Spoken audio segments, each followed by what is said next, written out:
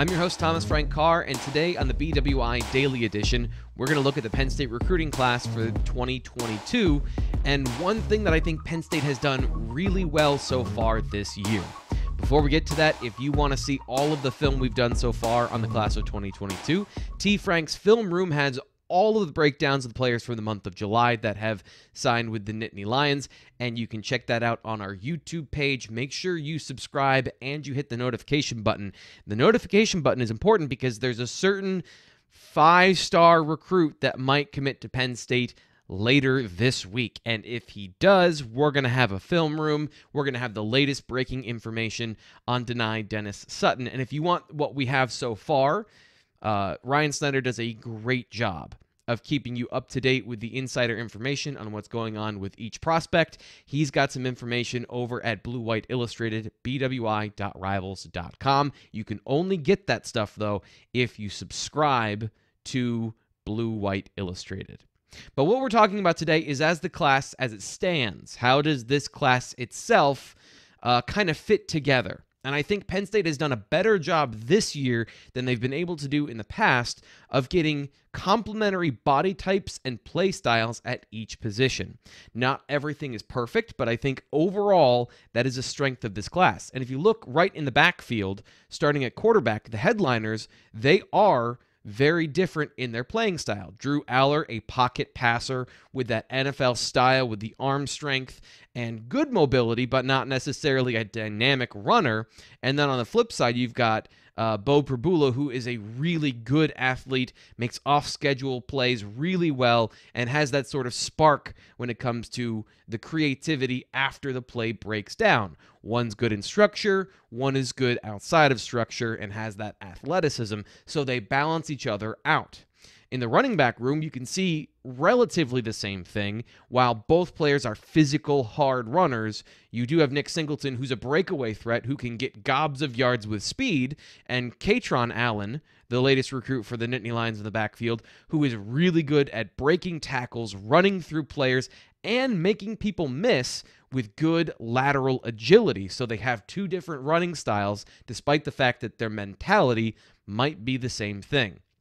The place that I think this shows up the most, though, is if you watch the defensive line recruits for the Nittany Lions, you have a diverse body type and diverse skill set, all within the 4 players that are expected to line up somewhere along the defensive line.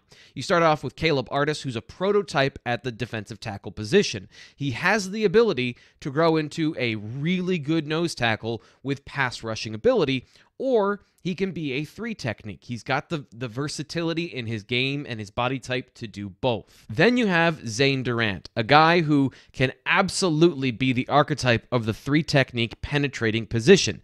If he doesn't grow into that size, I think that there is some position flexibility where he could play defensive end. So he's got position flexibility, but he's got that penetrating defensive tackle body to go along with Artis, who can do both of those things. Then on the outside, you've got Tyrese Fearbree, who is a prototype as a pass rusher, a chase player, and a speed player. And then quietly, the guy that I think is the best combination of all those things is Ken Talley, who started out as more of that speed rusher, but has really developed into an all-around defensive end with great strength, run defense capability, and elite pass rushing potential.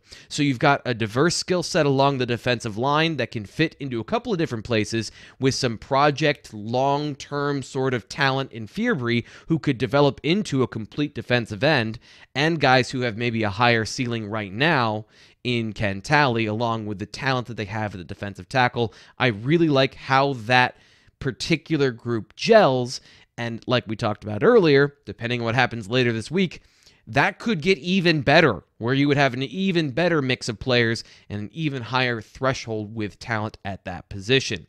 The place where I think it's a little bit more murky is the receiver position, if we want to go to the flip side, where you've got receivers that it's not really set in stone who's all playing receiver so far, and Penn State might pick up a couple more. They're already favorites for Christian Driver at this point, so does he play receiver like he wants to? Where does Mekhi Flowers fit in? He's listed as an athlete. I think he wants to play receiver, and he'd give them more of that big-bodied physical presence to go along with Tyler Johnson, but Penn State really doesn't have that big physical outside presence in this class. Tyler Johnson, 6 feet tall, not a dominating size player, but plays bigger than he is. And then you've got Anthony Ivy and Caden Saunders, your speed threats, who I think their game is very similar. The top 2 receivers in this class, they're both speed, deep threats who can make you miss with separation and speed. So that might be the one place where Penn State has a bit of a homogeneous body type, but oh darn, you have a lot of speed at receiver. On the flip side, the defensive back position kind of is, I think, still yet to be written. Again, with the Mekhi Flowers, does he play safety?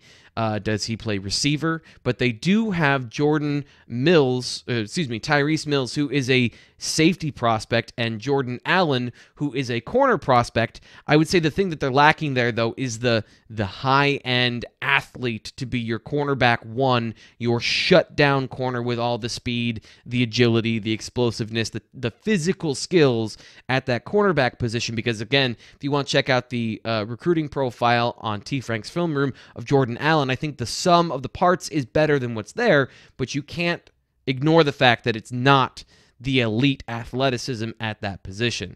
Another place that I think is doing a really good job in general of gelling the position and fitting the body types is the offensive line. Drew Shelton, an athletic left tackle profile prospect. You've got the athleticism, the speed, the movement skills in Drew Shelton. And on the flip side, you have 6'8", 340-pound Malik McNeil, who can play that right tackle position, and then a guy who will eventually, in my opinion, be a blend of both of those guys, of the athleticism and the raw power. You have J.B. Nelson out of Lackawanna Community College, who can potentially, depending on his fitness and his body type when he gets to Penn State, potentially be an early play as opposed to those 2 tackles that I think need a little bit of time to develop before they're ready to step on the field. And then finally, we have a couple of positions that are wild cards right now that when it comes to linebacker. Might be one of the places that Penn State is a little bit light on talent. Keon Wiley is a great prospect at projecting to linebacker. 6'3", really long arms, plays defensive end right now. So that's going to be a project, and that's going to be an interesting transition for him. The talent and the high-end skills are there, but there's nobody with the immediate impact that you might think of at the linebacker position for the class of 2022. And can't forget Jerry Cross, who's been probably in this class longer than anybody else. 6'6", 250-plus pound tight end prospect. And if you're looking for size in the pass catchers, maybe those receivers are small, but Jerry Cross is a gigantic human being. So I think in general, if you look at the overall part of the class, which is not done yet, they can still add more to those areas where they might be lacking at linebacker, corner, the secondary in general. I think you've got a really good mix of players in this class, body types to fit every position you might want, and some guys that have high floors, and some guys that have really high ceilings.